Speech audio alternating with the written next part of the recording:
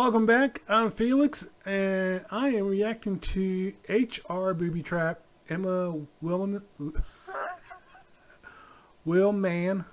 I probably butchered that last name. I can't talk today. I'm just burnt out. But I was going to do this, and so I was like, I'll still do this because I could use some laughs. Nothing bad's happened, just I could just use some laughs. Long day at work. This is Don't Tell Comedy, and let's see if she can make me laugh, because I could definitely use some laughs. Don't forget to like and subscribe, and let's get to laughing. I'm going to be 100% honest with you. I forget how gay looking I am. I forget, and then something will happen, like the other night. Oh, maybe it's that I don't know. Dude or girl. It doesn't matter. Around New York City where I live, and I saw this guy leaving an office building, and he saw me, and he just goes, "Good Lord." And I was like, good. I turned behind me, the person behind me was like, And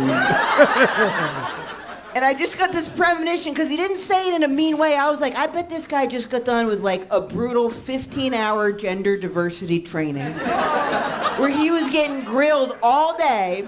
And he passed by like half a point, and then he goes to leave, and I'm the first person he runs into, and I look like a little HR booby trap, like, hey, yeah, what's up, buddy? I'm the final level. HR sent me in to see if you can graduate. Let's go.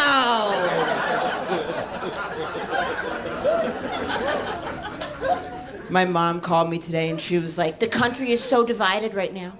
So divided. I think it's critical with comedy. You talk about something everyone can relate to, something that transcends race and class and gender and will bring Americans together around a unifying topic. And I was like, oh my God, yeah, do you have any suggestions? And she goes, something everyone can get behind, like the fact that your father is an asshole, okay? He's an asshole. My dad's not an asshole. He's very conservative, but he tries, and I appreciate that. Like, this is one of my favorite things he does. Okay, he calls me every time he thinks he sees a gay person. Thinks he sees. He did it the other day. I'll be honest. That sounds like something I would do just messing with my kids. He's like, honey, I'm in the frozen food section. I think I see a lesbian. And I was like, that's great, Dad, leave her alone, whatever. Okay, so I was right. It is a female.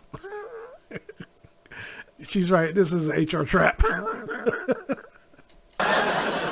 Back away. It's like he's a bird watcher, but for gay people. That's what it feels like. Now I'm worried that he's walking around the supermarket doing some weird lesbian bird call, just going by this woman like, Subaru, Subaru, Subaru, Subaru. I'm pretty good at this. Put out some hummus in aisle 6. I'm gonna get her, I'm gonna get her. He always asks, my dad, every time he sees a gay couple, he'll go, who's the man one? Who's the man one? He'll even do it if it's two men. He'll go, who's the man one with those men? And I had to take him aside. I was like, hey, you gotta stop doing that. And he goes, because it's not PC. And I was like, well, take that out of it. At least like 6 out of 10 times, it's visually obvious, okay? Like, it's two men. One of them's in a sundress. Who don't you think, all right? That's a good point. I know it's wrong, but sometimes I like to say I'm the man one. I think we can deconstruct these things to reconstruct them, and I like to say it for fun. I go, I'm the man one. Like every time I take out the trash, man one. Every time I kill a bug, pow, man one. Every time I avoid conflict, man one, man one, man one. And women ones hate it. When you call yourself the man one, woo! The first time my girlfriend heard me call myself the man one, she went, ugh, you sound obnoxious and ignorant and like you don't even know what you're talking about. And I was like, yeah, see? I'm the man. That's what I said. See, you women ones, you just talk. You don't listen. That's the problem. Unbelievable. Oh, my God. That's pretty good. Someone tried to set me up with another man one once, and I'm embarrassed how I reacted. I flipped out. I was like, you think I'd be into something like that? You can't do that. That's wrong. I sounded like a conservative senator from Texas. I was like, 2 man ones? No. You listen to me. It has to be 1 man one with 1 woman one, like in the Bible. That's how it has to be. What is happening to the American family? There's no structure, no balance of energy. My girlfriend's family is so different from mine. My girlfriend's family is Mexican and Italian. Everything is a celebration. Whoa. They all get together and... That's a combination, Mexican and Italian. They do things like they have a family game night on Tuesdays. My family is German and very uptight. My girlfriend was like, well, like what kind of games did you guys play on family game night? And I was like, psychological, okay? Mental games all year round. You guys are playing Monopoly. I was trying to figure out if my uncle was really my father. I don't know. My mom's uptight. This is how uptight my mom is. Okay, one time in high school, I came home. I was like, I can't take it. I'm going to kill myself. And my mom goes, not in the house. Okay. Oh. Oh, my God.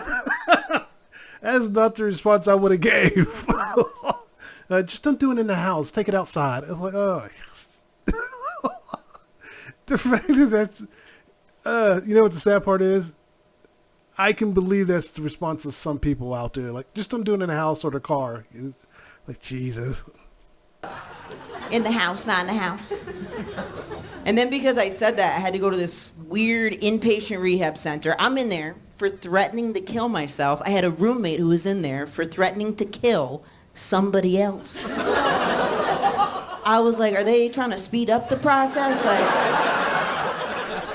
who is this lazy admissions person? Like, mutual interest, match him up. She had threatened to kill someone, and she had something called multiple personality disorder, which I wanted to be sensitive to, but I didn't know how. So every night I'd just be in bed like, good night, everybody. I don't know. It's the right thing to say. My dad was obsessed with trying to figure out how many personalities she had to. Oh, my God. He goes, aren't you curious what you're working with? This is his big plan. He goes, how about you put out a bowl of candy and you tell her? Everybody takes 1 piece. How about...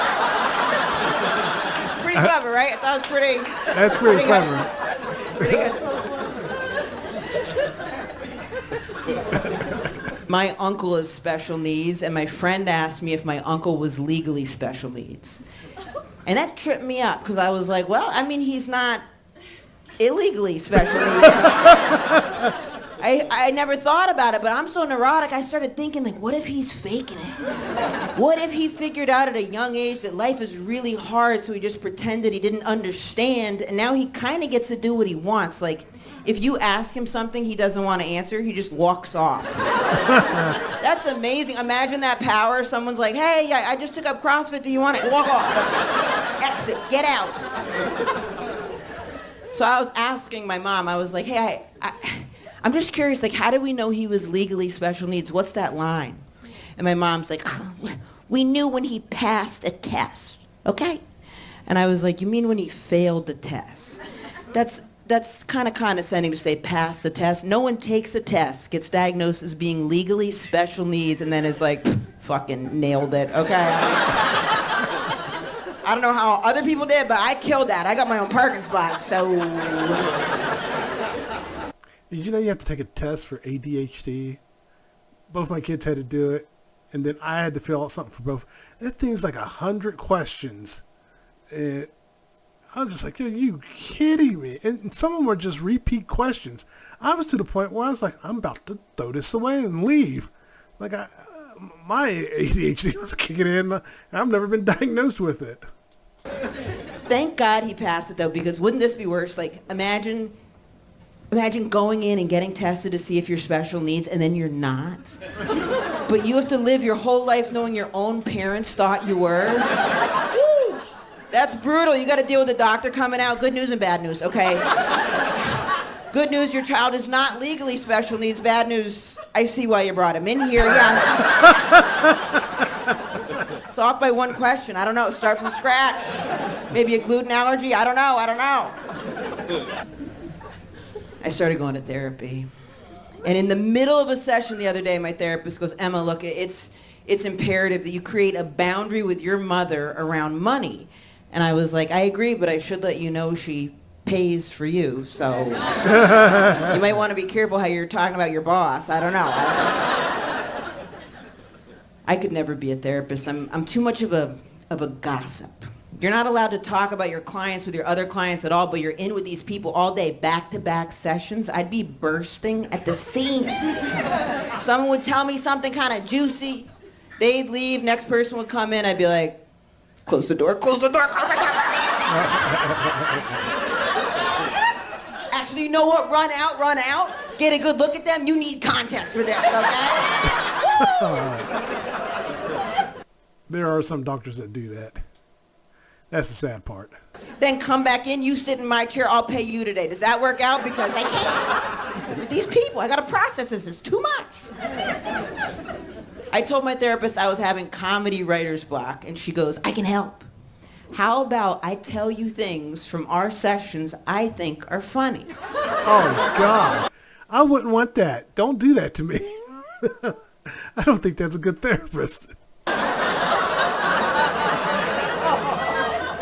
And I was like, I didn't think anything from our sessions That's what I mean. was funny. And then she took out another notebook, a separate. What was that? And I asked her for an example. I was curious. And she was like, okay, do you remember when you told me that your father cheated on your mother with the woman Carol, who was 4'11"? And then your mom just became fixated on figuring out whether or not Carol was legally a little person or not. I was like, that is kind of funny, actually. Yeah, if you don't mind, give me the rest of those notes, please. Thank you. Of all the things to recall, yeah, sure. I had told her that months ago, too. I was like, were you just sitting on this, waiting for the right moment to be like, by the way, that was a little funny. It was a little funny, little funny, little funny, little funny. I'm from Maine originally. I'm from a very small town in Maine. We had about 2,000 people in the whole town, so we only had one police officer, and his name's Scott, and he would be in town on Tuesdays and Thursdays, and people were still getting arrested even though Scott was posting his schedule and sticking to it. Not a good look for the town. And I used to talk about him, and I would use his real name, and then I got to film something for TV, and they were like, look, you got to change the name, otherwise you could get sued. So I changed the name from Scott to Dave. And then when it aired, I got like 200 messages from my hometown of 2,000 people being like, how could you forget Scott's name? How could you forget? He arrested you like 15 times. How could you forget Scott's name? Maine is the whitest state in the whole country, or Maine was the whitest state for a long time. And I told my girlfriend that, and she was like, okay, so what does that mean? Like, did you see a lot of racism growing up? And I was like, no.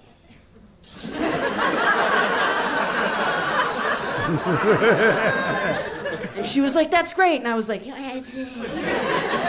maybe I'm not describing it well. I didn't see any different races. That's what I'm trying to tell you. I saw no different races.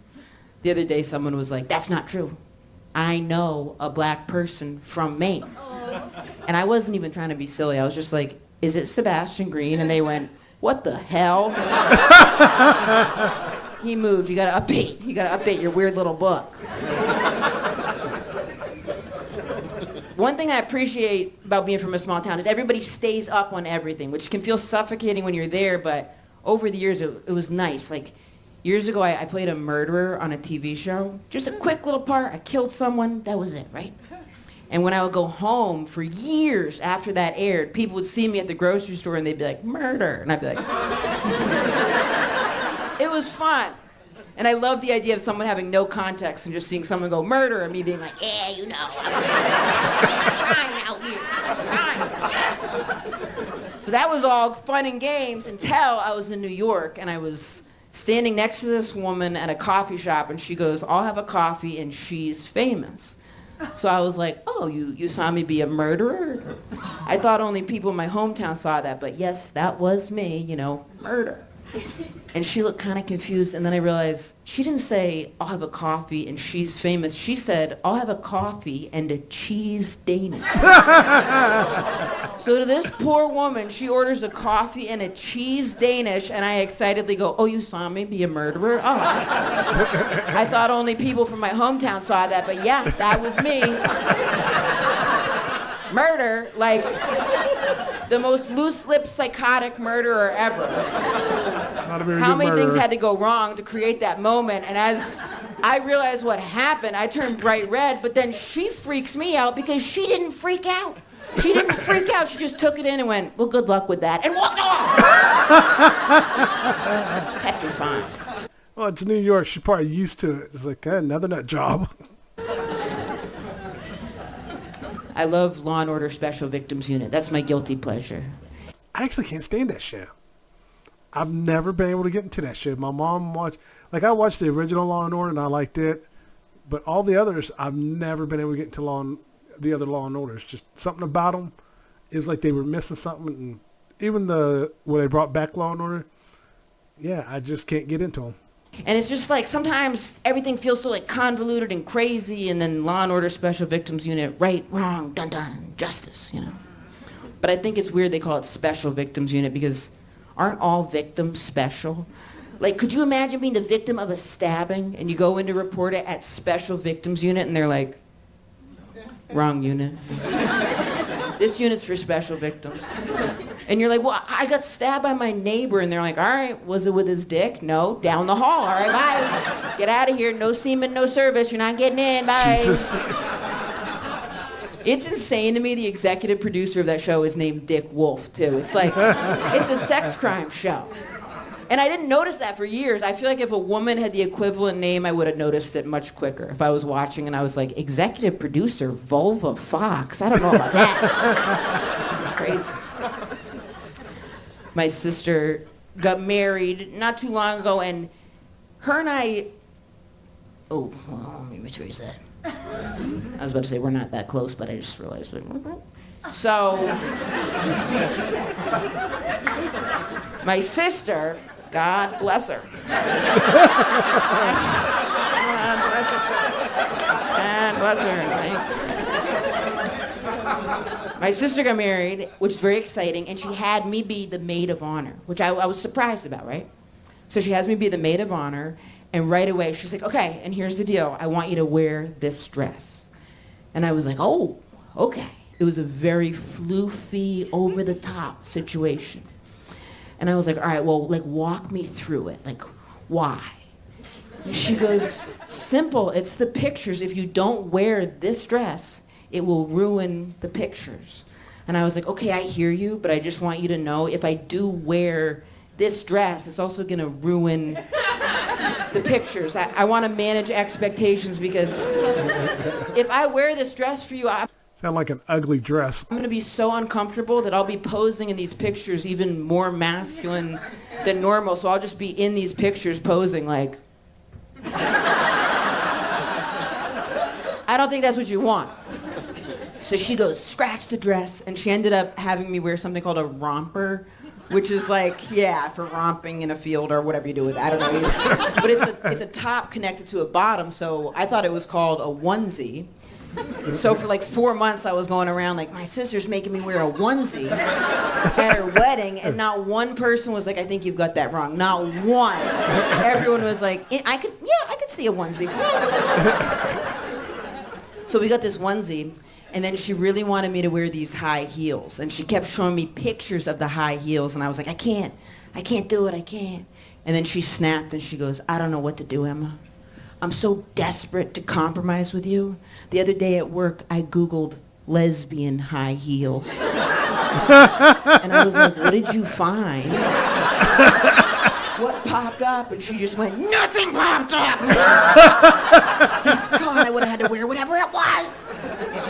My mom was like, not even like a combat boot of sorts? Like, I don't know, something combative. What does Rosie O'Donnell wear in these situations? That's interesting. I've never thought to Google lesbian high heel shoes. Mom does this very, like, mom thing. I don't know if anyone else's mom does this. They must. She identifies herself whenever she leaves me a voice message. But we talk like 3 times a week. My mom does that, but she does it more as a joke because I'll do it to her. I go, it's your son, and I'll leave her a message, and she'll do it to me. So for us, it's more of a joke than anything else. And she's my mom. Every message starts like this. She goes, hey, it's your mother. Like I would ever get a message from my own mother and be like, who is this? They're obsessed with me. I had to ask her, like, Mom, who do you think I'm talking to that would leave me a similar message to you? Just calling me up like, hey, I was looking at pictures of you and your sister in the tub as babies. So cute. I just showed everybody at book club. Side note, Nancy didn't read the book again. Anyway, call me back. It's Rodrigo, your landlord. Rent is due. I'm thinking about ya. Thinking about ya.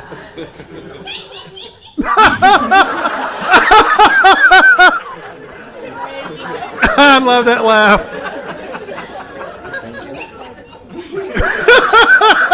Where did that come from? My sister's a... I love that laugh. That laugh was great. I gotta take a drink myself. Oh my God. a nutritionist, which is great. Love to get the advice. But the other day she told my dad, she's like, you're inflamed. She goes, you need to try something simple like the caveman diet where you only eat things you could hunt or gather.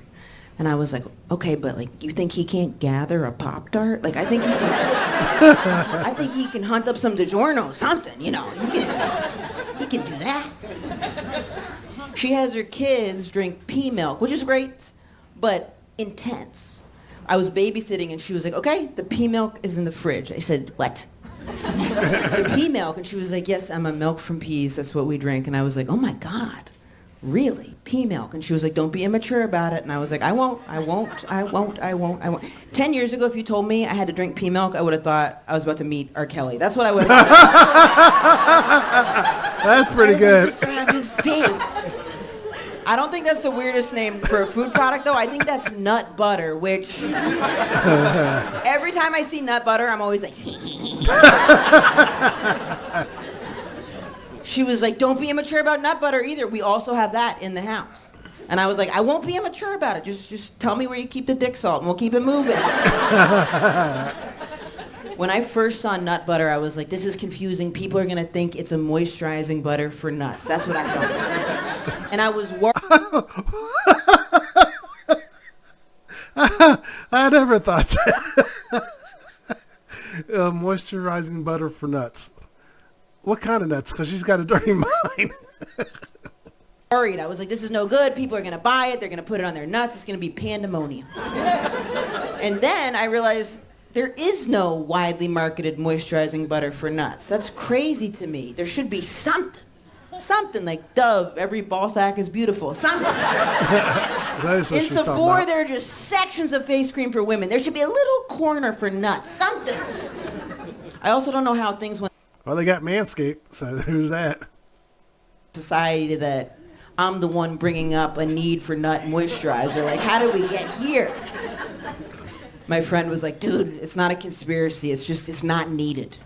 This is what he said. He was like, look, if I don't take a shower for a couple days and oil forms around my nuts. I don't know why I'm giving him such big nuts, whatever. Boom. He goes, an oil forms around my nuts and they're moisturized, they're good to go. And I was like, oh, interesting, okay. Interesting. And then I told a couple people that and they were like, no, your friend has fucked up nuts, okay?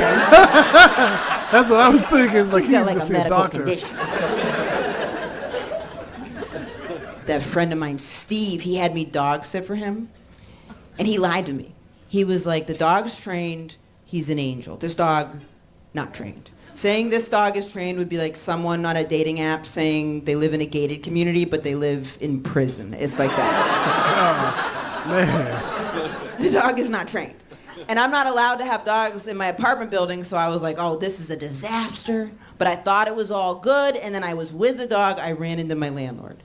And he goes, no dogs. That dog has to go unless it's a service animal. And then I lied, and I shouldn't have done it, but I was like, it's a service animal. And then the second I said that, the dog started humping my leg. I'm panicking, but I kept lying. I was just like, and this is the service I need, okay? This is it. This is what balances me out. I'm just waiting for him to come so I can call my mom. I don't know. I'm sorry. Then I called my friend and I was like, hey, what do you do when the dog's humping you? Because I didn't want to like sex shame the dog, you know? And he was like, kick him off. What did you do? And I was like, no, he's humping me still. Like, he's going for it. He was like, did anyone see that? And I was like, yeah, quite a few people. So. Then he was like, it's okay. It's so obviously a boy dog and you're so obviously gay, no one will think it's sexual. And I was like, ooh, I wasn't worried about that. I would have never thought that either. Dogs do that crap all the time. I would have just thought it was a poorly trained dog. What the hell was he doing with that dog? That hadn't even occurred to me that people would be walking by like, lesbians are disgusting. Gay people, gross. For a while, my opening credit was that I had opened for Louis C.K. That was my opening credit. I was opening for him right before he got in trouble for jerking off in front of his openers. Bad timing. My mom called me hysterical. She was like, oh my God, you're doing comedy with him? Did he jerk off in front of you? And I said no, and then she went, oh, were you the only one? I was thinking that. Oh my God, I actually thought that. Like, you were the only one he didn't do it to. Like, I messed up. That's what it felt like. I couldn't help it. I got defensive. I was like, I'm not the only one. Okay, there were others, and we have our own movement. There's Me Too, and then there's Not Me. That's us, all right? We go to the marches. We hang in the back. I've thought so much about what he did, and doesn't it seem like when it comes to, like, not jerking off in front of people when they don't want you to, it'd be so easy to not do that? Like, none of you guys are doing it. I don't even know what I'd do if someone was, to be totally honest. Maybe like if I tried a new joke and no one liked it, but you started jerking off, I'd be like, I appreciate that, man. Had that new joke go, well, one guy liked it a lot, so I don't know. Let's see, we'll try it again. Show business is brutal. I don't know when I started doing this, but for the past couple months, I've been commenting on porn videos. It's very compulsive, and I'm doing it as a way to give back. That's what I tell my... I was not expecting that. I thought she was talking about her stand-up.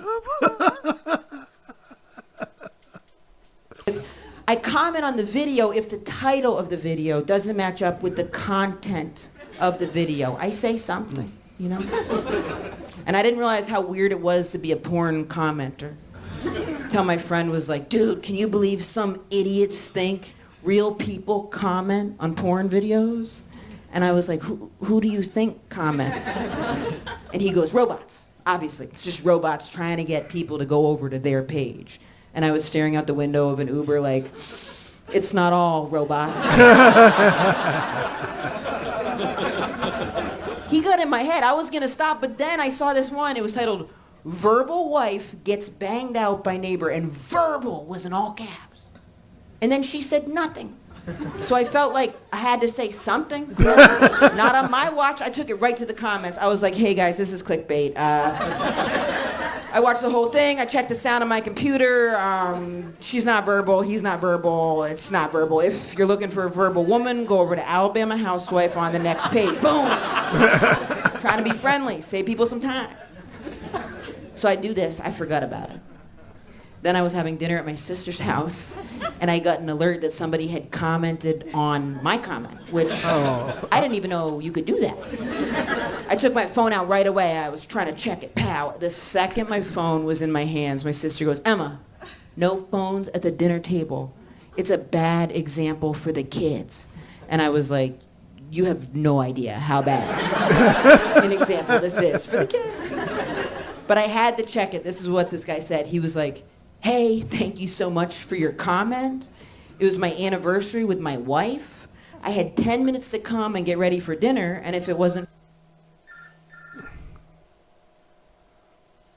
Hello? Mom is having a stomach pain and she can't stand up. Okay. I would have wasted time on this video. At this point, I put my hand over my heart and started talking to myself. I was like, that's why you do what you do. That's why you gotta keep commenting.